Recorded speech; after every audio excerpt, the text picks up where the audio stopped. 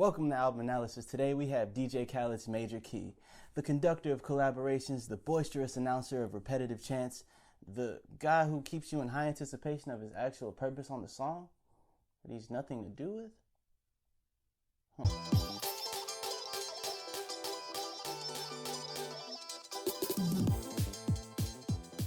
Mr. Major Key himself, DJ Khaled. No, you said that. It was kind of for the sake of the rhyme, but kind of made sense, but not really. Yeah, focus. Okay, whatever.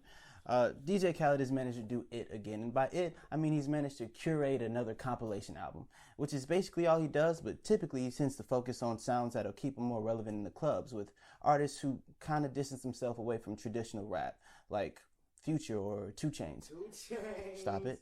Stop. But he always tends to keep a close ear out for the artists who focus more on lyrics, more conscious style, like maybe a Kendrick Lamar or J. Cole. For my hypothesis of this thing, I probably won't be advising you to put your full devotion into the anticipation of this thing, but at the same time, why not give it a listen, because one of your favorite rappers may be featured on it. So with that being said, let's go ahead and give it a listen. And before we do, I just want to be clear. All I want from this thing is a little bit of balance.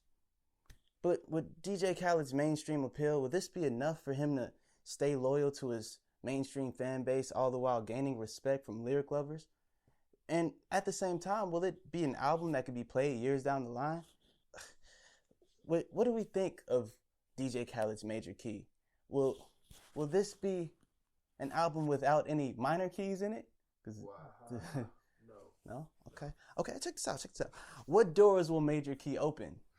That's what me. Okay. Okay. All right. Well, that's one. All DJ Khaled do is win, no matter what. Yeah, with this, because it's another one. No. Is it? No. Wrong album. It's not even this album. Okay. All right.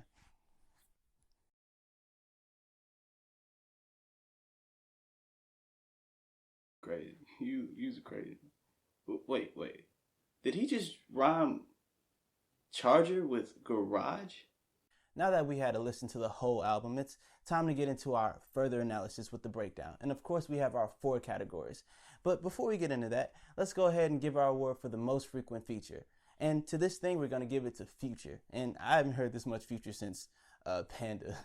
Yeah, that's a nice song, though. What you mean? No, I mean like Panda, song. Panda. Like that one. Yeah, that's not Future. Hey, Bill, can we get a fact check over there while you sitting there? Thank you. You'll see.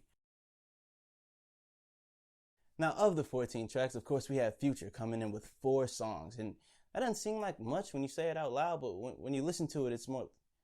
how about you listen to it and tell me what you think? Anyways, first off, we have our romantics category, which is... Oh, no, I like that. More like Marvin's Room by Drake, or anything Drake, really. What these songs do, they focus more on the objective of affection, like love songs or breakup songs, something like that. Second up, we have our thought provokers. And what our thought provokers, they do, basically enough, provoke thought. Songs like J. Cole's Lost Ones or something like that. Third up, we have our bangers. And with these, the lyrics kind of come secondary, and the overall song is more complimentary to the beat and how it makes the listener feel. Like about everything by Future. And last up, we have our fusions. And with these, they tend to mash 1 or more categories together, like Kendrick Lamar's Swimming Pools, and it gets the thought provokers and the bangers at the same time. Now let's get into the winners from DJ Khaled's Major Key of my 4 categories. And first off, we have for our romantics, Do You Mind with Nicki Minaj, Chris Brown, and all the rest of them.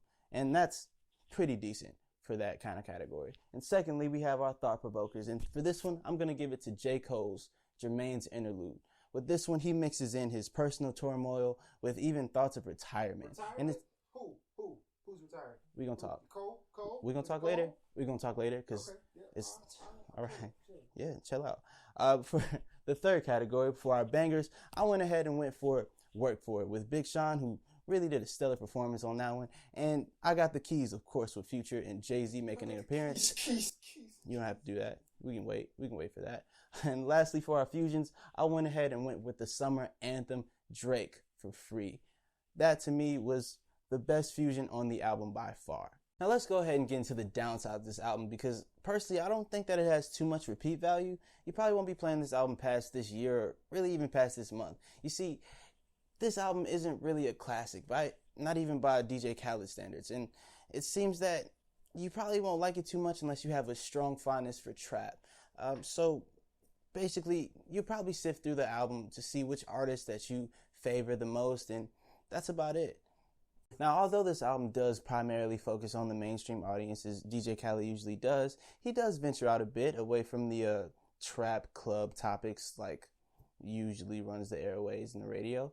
But I don't know how much credit I can really give DJ Khaled for that, because every artist kind of stayed their own selves throughout the whole thing. For instance, J. Cole, he spoke on, his personal... Retirement.